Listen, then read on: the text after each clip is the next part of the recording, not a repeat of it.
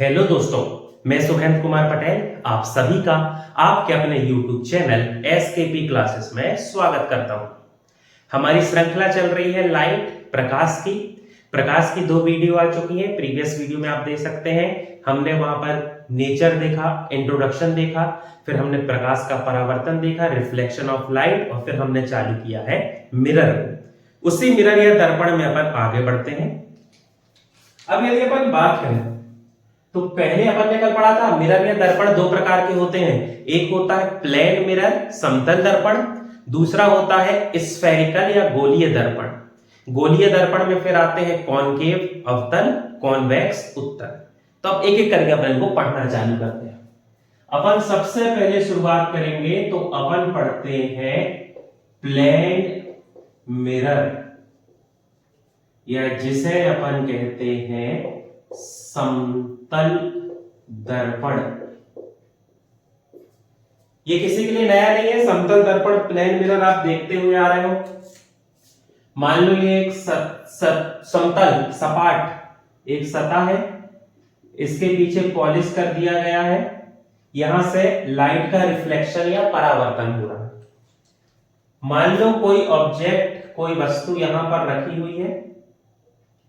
ये जो ऑब्जेक्ट, इस ऑब्जेक्ट से ये प्रकाश की किरण जाके दर्पण से टकराई, रिफ्लेक्शन के बाद उसी मीडियम या माध्यम में वापस लौट गई। एक दूसरी प्रकाश की किरण दर्पण से टकराई, रिफ्लेक्शन या परावर्तन के बाद उसी माध्यम में वापस लौट गई।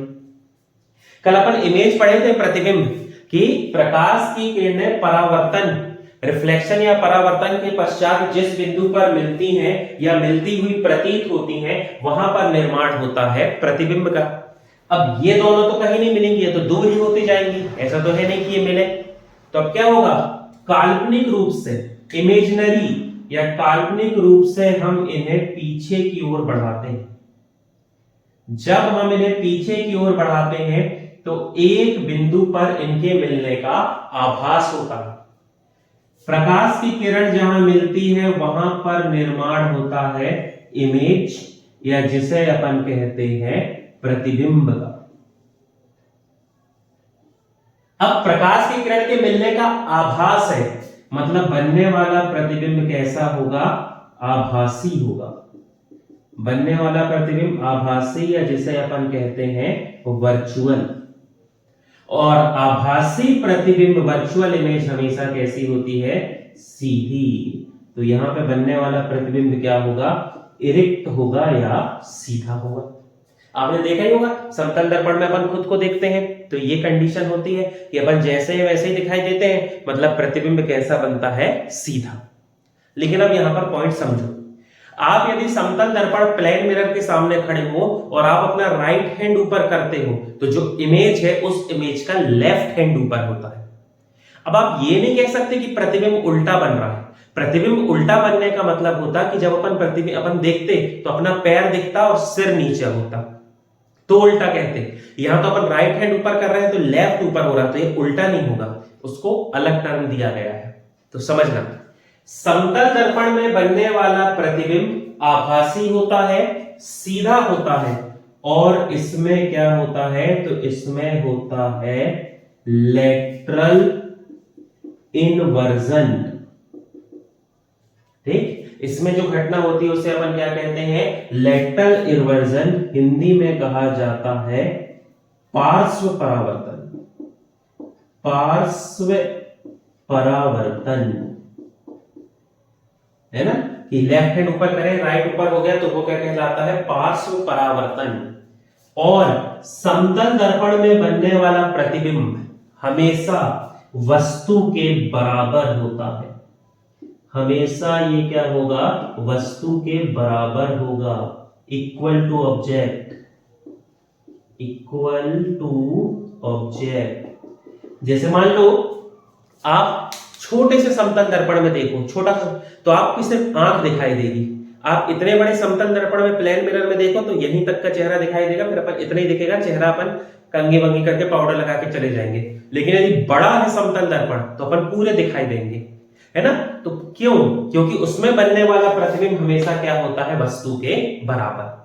अब यदि अपन लेटरल इन्वर्जन की बात करें तो पार्श्व परावर्तन के लिए बहुत अच्छा आप एग्जांपल देखना, एम्बुलेंस देखना आप या फायर ब्रिगेड की गाड़ी देखना, उसमें एम्बुलेंस जो है वो अलग तरीके से लिखा रहता है, उल्टा जैसा लिखा रहता है ना एम्बुलेंस, तो इसलिए लिखा रहता है कि अपन गाड़ी चला रहे हैं और अपन अपने मिरर में देखें तो अपने मिरर में वो अपन को सीधे दिखाई दे, नहीं तो वो एम्बुलेंस सही यदि वहां लिखा है तो लेटरल इन्वर्जन होगा और अपन को दिखेगा नहीं कि क्या लिखा है ना।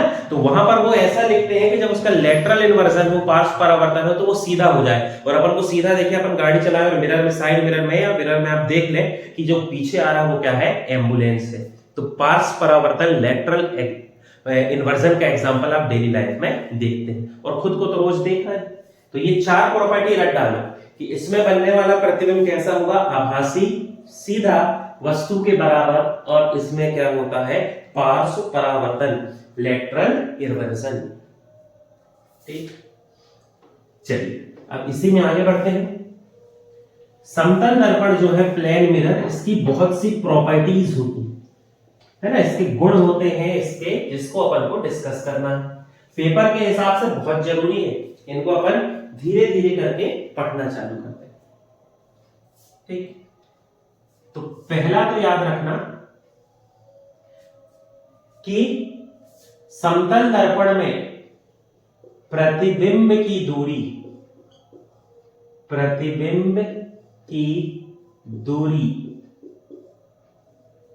हमेशा उतनी ही होती है जितनी प्रतिबिंब से वस्तु की दूरी होती है। मतलब मान लो ये एक प्लेन मिरर है, ठीक, इस प्लेन मिरर के सामने यहां पर 10 सेंटीमीटर की दूरी पर एक व्यक्ति खड़ा हुआ है। ठीक, तो इस व्यक्ति का जो प्रतिबिंब बनेगा समतल दर्पण के अंदर, वो प्रतिबिंब भी कितनी दूरी का होगा, तो वो भी होगा 10 सेंटीमीटर का। ये दोनों हमेशा क्या होंगे, बराबर। ठीक, पर जब क्वेश्चन आता है तो आप वहां क्या गलती करते हैं समझना। पेपर में आपसे क्वेश्चन पूछा जाएगा कि कोई व्यक्ति समतल दर्पण के सामने 10 सेंटीमीटर की दूरी पर खड़ा है, तो बताइए कि उसके अपने प्रतिबिंब से दूरी कितनी है। कोई व्यक्ति समतल दर्पण के सामने 10 सेंटीमीटर पर की दूरी पर खड़ा है, तो बताइए इस व्यक्ति की अपनी इमेज या प्रतिबिंब से कितनी दूरी है। सब लोग लगभग 80% लोग 10 सेंटीमीटर लिखाते हैं, जबकि क्या पूछ रहा है, व्यक्ति की प्रतिबिंब से दूरी कितनी है। तो 10 और 10 दोनों जुड़ जाएगा तो वो दूरी कितनी हो जाती है, 20 सेंटीमीटर। बहुत अच्छे से आप लगा के देख लो मॉक टेस्ट, अच्छे अच्छे पेपर में क्वेश्चन आया और लोग कंफ्यूज होते हैं। व्यक्ति की वस्तु से, वस्तु की अपने प्रतिबिंब से दूरी कितनी है, तो वहां पर उसकी प्रतिबिंब से दूरी कितनी है, हो जाएगी 20 सेंटीमीटर। पहला पॉइंट ये हो गया। दूसरी प्रॉपर्टी देखते हैं।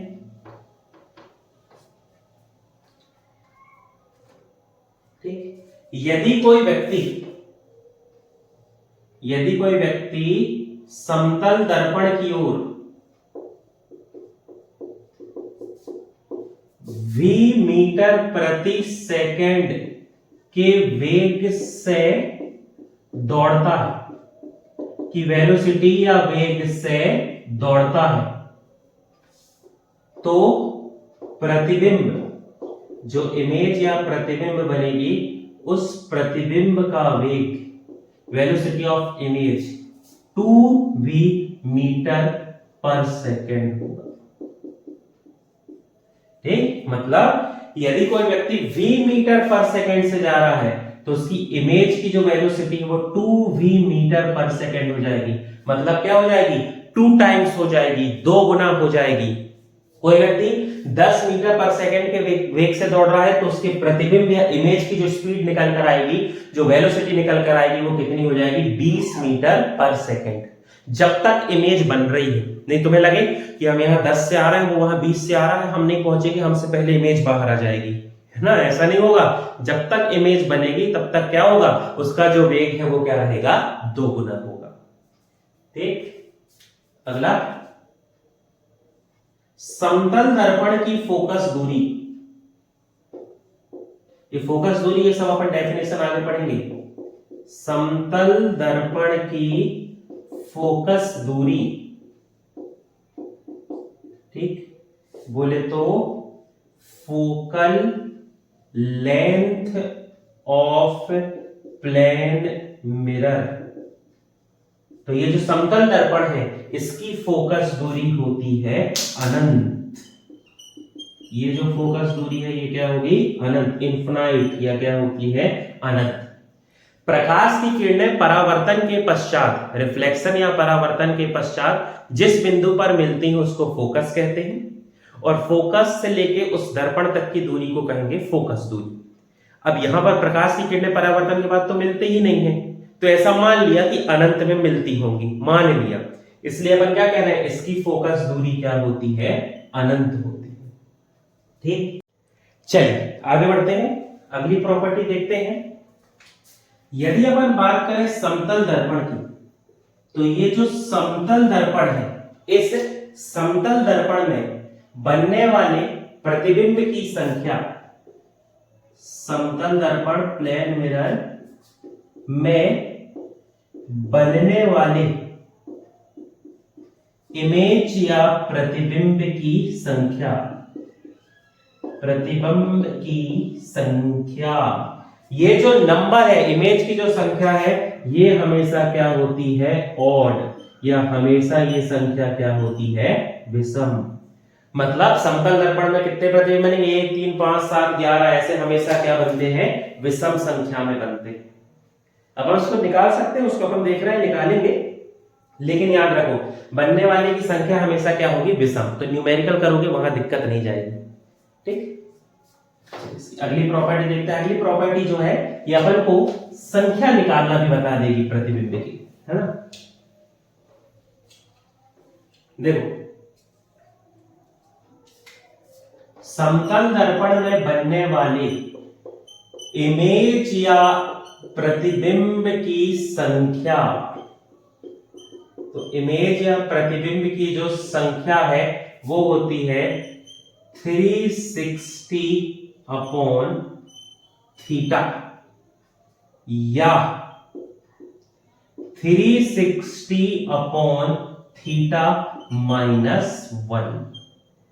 ये फॉर्मूला का यूज करके आप इमेज या प्रतिबिंब की संख्या को निकाल सकते हैं। अब समझना कैसे, एग्जांपल से। मान लो आपको कह दिया जाए दो प्लेन मिरर, दो समतल दर्पण प्लेन मिरर 60 डिग्री के एंगल पर रखे हैं, कोण पर रखे हैं, तो बनने वाले प्रतिबिंब की संख्या क्या होगी?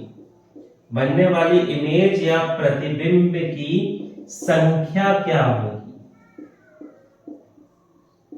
तो थीटा मतलब तो समझ गए होंगे, बहुत दिक्कत है नहीं। तो 360 बट्टे थीटा, तो 360 बट्टे क्या हो जाएगा? 60। तो ये कितनी बार कट जाएगा? 6 बार। मामला यहां गड़बड़ हो गया। अब भी अपन ने कहा बनने वाले प्रतिबिंब की संख्या हमेशा क्या होती है? विषम होती है, ऑड होती है, और यहां अपना आंसर आया है 6, जो कि एक सम संख्या है। अब यहां ये वाला फॉर्मूला यूज होगा, -1, तो जो आंसर आया है उससे -1 कर दो, आ गया 5। 5 क्या है? ऑड है, विषम है, यही अपना आंसर हो जाएगा।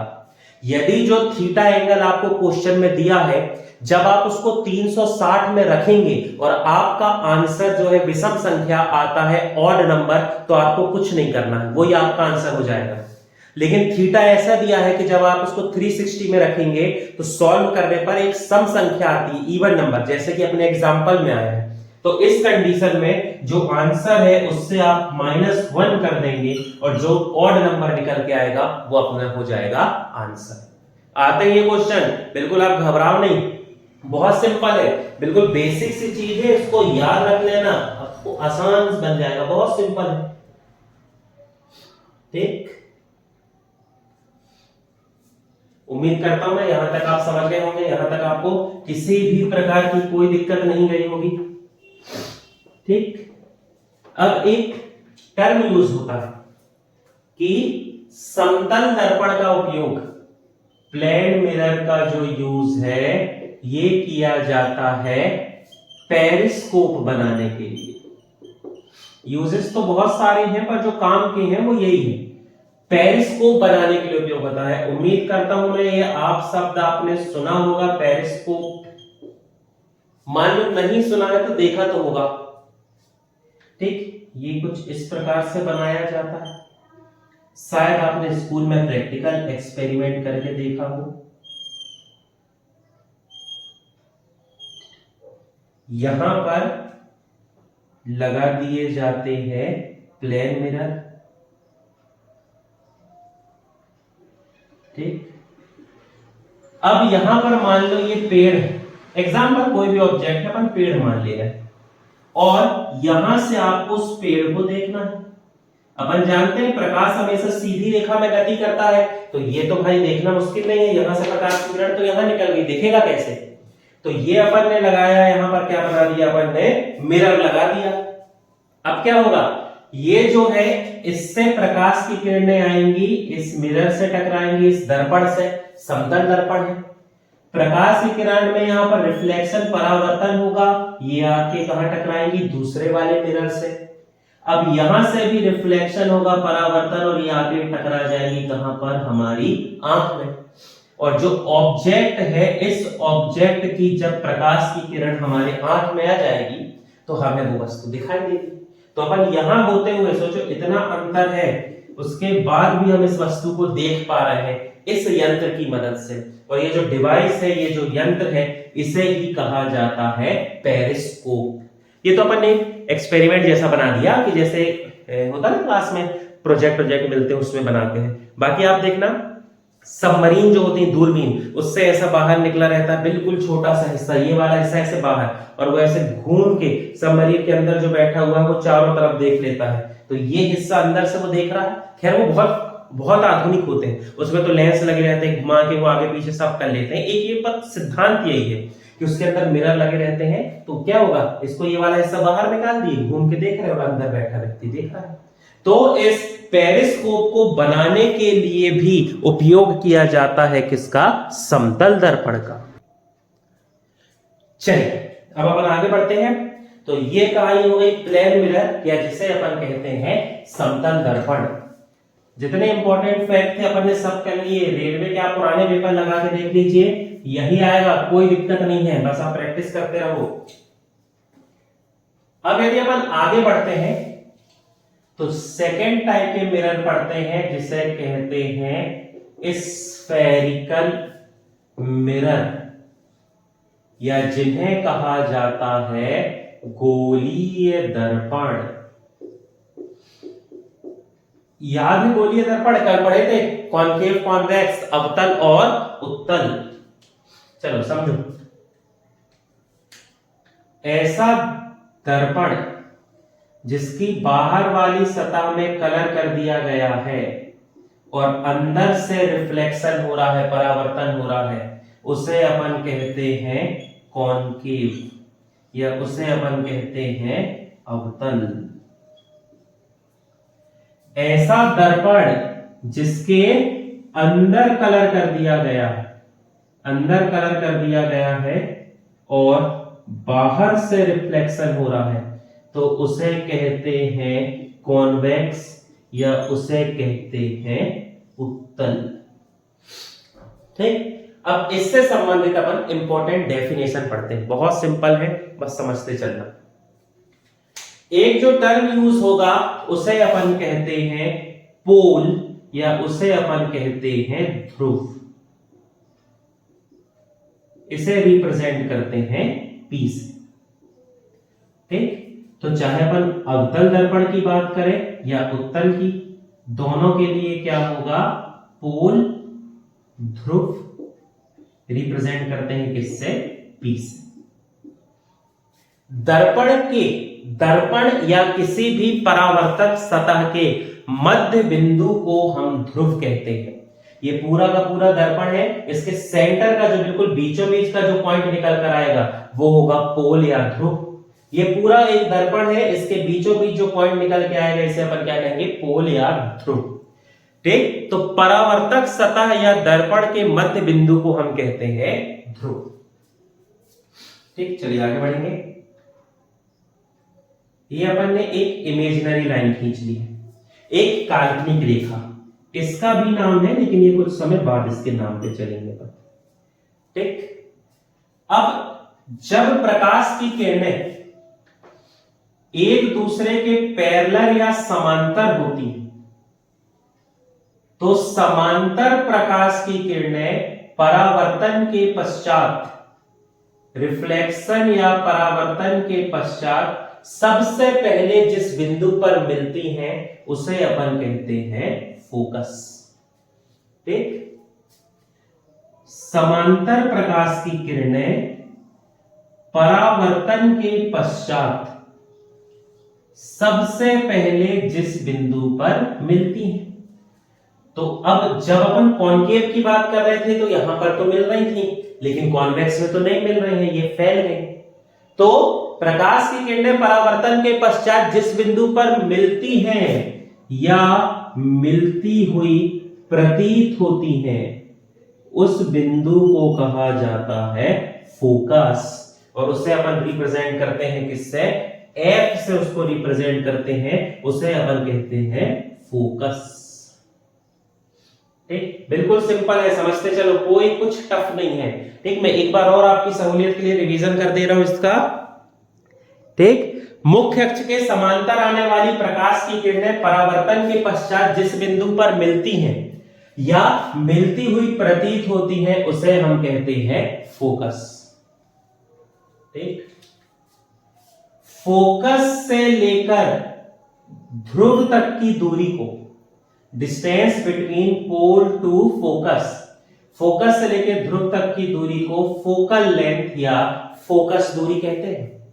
यहां पर भी हो जाएगा, ये पोल है, ध्रुव है, यहां से लेके ये जो फोकस है यहां तक की दूरी को कहा जाता है फोकल लेंथ, या इसे अपन कहते हैं फोकस दूरी। और इस फोकल लेंथ को अपन रिप्रेजेंट करते हैं स्मॉल एफ से। फोकस है तो बड़ा एफ, और फोकल लेंथ या फोकस दूरी है तो उसे अपन किससे रिप्रेजेंट करते हैं, स्मॉल एफ से। ठीक, यहां तक कोई, मैं उम्मीद करता हूं कोई डाउट नहीं होगा, अपन ने इसको अच्छे समझने की कोशिश की है। ठीक, चलिए आगे बढ़ते हैं, और डेफिनेशन है जिनको अपन समझते हैं।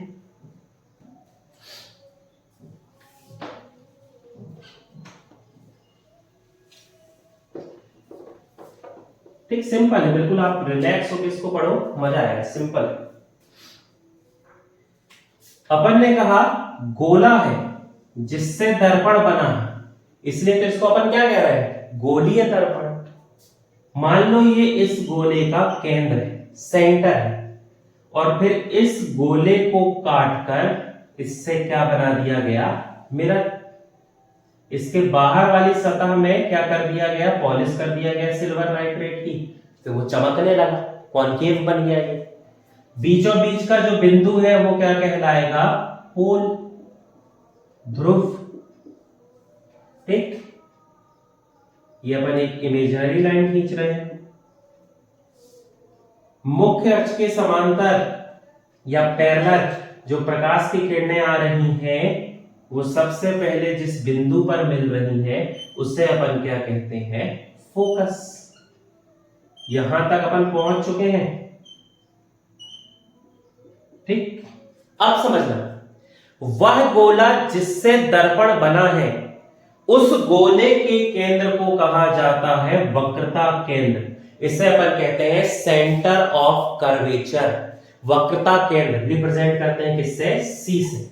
ये गोला था, उस गोले को काट के अपन दर्पण बनाए, तो वह गोला जिससे काटकर दर्पण बनाया गया है उस गोले के केंद्र को कहा जाता है वक्रता केंद्र, सेंटर ऑफ कर्वेचर। वक्रता केंद्र से लेके पोल या ध्रुव तक की दूरी को कहते हैं वक्रता त्रिज्या, रेडियस ऑफ कर्वेचर, या इसे अपन कहते हैं वक्रता त्रिज्या। तो कोई डाउट नहीं, आप समझ ही सकते हो, जब गोला है तो उसकी परिधि से लेके केंद्र तक की जो दूरी है वो त्रिज्या ही कहलाएगी। तो केंद्र को जब कह रहे हैं वक्रता केंद्र, तो इसको क्या कहेंगे? वक्रता त्रिज्या, रेडियस ऑफ कर्वेचर। ठीक, फिर अपन ने भी देखा था फोकस से लेके पोल या ध्रुव तक की दूरी को कहते हैं फोकल लेंथ, फोकस दूरी। ठीक, अब इनके बीच एक रिलेशन बिल्कुल याद रख लो, R बराबर 2F। न्यूमेरिकल में बहुत काम आएगा ये। R बराबर क्या होता है? 2F। ये जितनी दूरी है उतनी ही दूरी इसकी रहेगी। न्यूमेरिकल में बहुत काम आएगा। अभी अपन इमेज फॉर्मेशन पढ़ेंगे, वहां भी काम आएगा, रट लो। R बराबर 2F। R मतलब वक्रता त्रिज्या, radius of curvature, 2F focal length, focus दूरी। ठीक, अब दर्पण में खींची गई ऐसी काल्पनिक रेखा जिसमें ध्रुव, फोकस और वक्रता केंद्र तीनों स्थित होते हैं, उस काल्पनिक रेखा को कहते हैं मुख्य अक्ष। उसे अपन कहते हैं प्रिंसिपल एक्सिस, या उसे कहा जाता है मुख्य अक्ष। दर्पण पे खींची गई ऐसी काल्पनिक रेखा जिस पर ध्रुव, फोकस और वक्रता केंद्र, सेंटर ऑफ कर्वेचर तीनों स्थित होते हैं, उसे अपन कहते हैं प्रिंसिपल एक्सिस, या उसे अपन कहते हैं मुख्य अक्ष। ठीक, तो कौन कौन सी परिभाषा हो गई? पोल, ध्रुव, फोकस, फोकस दूरी, सेंटर ऑफ कर्वेचर, रेडियस, है ना, सेंटर ऑफ रेडियस या रेडियस ऑफ कर्वेचर जिसको अपन कहेंगे, और साथ ही साथ क्या हो गया? प्रिंसिपल एक्सिस, मुख्य अक्ष। ये कुछ महत्वपूर्ण परिभाषाएं थी, इंपॉर्टेंट डेफिनेशन जो हमें यूज होंगी किसमें? मिरर में, जब तक अपन मिरर पढ़ेंगे। अभी अपन मिरर में इमेज फॉर्मेशन पढ़ेंगे, मिरर फॉर्मूला देखेंगे, मिरर के यूजेस देखेंगे, तो बहुत सारी जगह ये सब शब्द आएंगे, तो वहां बार बार कंफ्यूज नहीं कर जाना। वहां पर आपको समझना है कि भैया ये ऐसी कहानी, ये ऐसा होगा। ठीक है, अब एक पॉइंट और समझ लो। अपन ने लिखा था समतल दर्पण की फोकस दूरी अनंत होती है। याद करो, इसके पहले अपन ने पॉइंट लिखा जब अपन प्लेन मिरर लिख रहे थे, है ना। समतल दर्पण की फोकस दूरी अनंत। फोकस दूरी का मतलब अब आप समझ गए, प्रकाश की किरण जहां परावर्तन के पश्चात मिलती है। अब ये कोई ऑब्जेक्ट है, इससे प्रकाश की किरण टकराई, ये चली गई, फिर एक प्रकाश की किरण आई, टकराई और ये भी चली गई। अब ये दोनों तो एक दूसरे से नहीं मिलेंगी, इसलिए अपन को पीछे इमेजिनरी बढ़ाना पड़ रहा है, यहां पर ये मिलती हुई प्रतीत हो रही। अब ये दोनों तो कहीं नहीं मिलेंगी, तो अपन ने क्या माना कि शायद ये अनंत में मिल जाए, इन्फिनाइट में मिल जाए। इसीलिए जो समतल दर्पण है इसकी फोकस दूरी क्या होती है? अनंत होती है। ठीक, उम्मीद करता हूं मैं यहां तक आप समतल दर्पण और गोलीय दर्पण की परिभाषा को समझ गए होंगे। धीरे धीरे अपन इसमें और आगे बढ़ेंगे। आपकी जो भी समस्या है, जो भी डाउट है, आप जो पूछना चाह रहे हैं कमेंट बॉक्स में पूछ सकते हैं। मैं रोज आपसे एक कम्युनिटी में क्वेश्चन पूछता हूं साइंस का, आप कोशिश करें, यदि वहां आपकी नजर पहुंच जाए तो आप जरूर उसका आंसर दें। अच्छे क्वेश्चन रहते हैं, आपको मजा आएगा। और उस क्वेश्चन के आंसर करते समय कोई डाउट हो तो आप वो कमेंट बॉक्स में बिल्कुल पूछ सकते हैं। हमारे चैनल से संबंधित जानकारी के लिए हमारे चैनल से जुड़े रहें। बहुत बहुत धन्यवाद।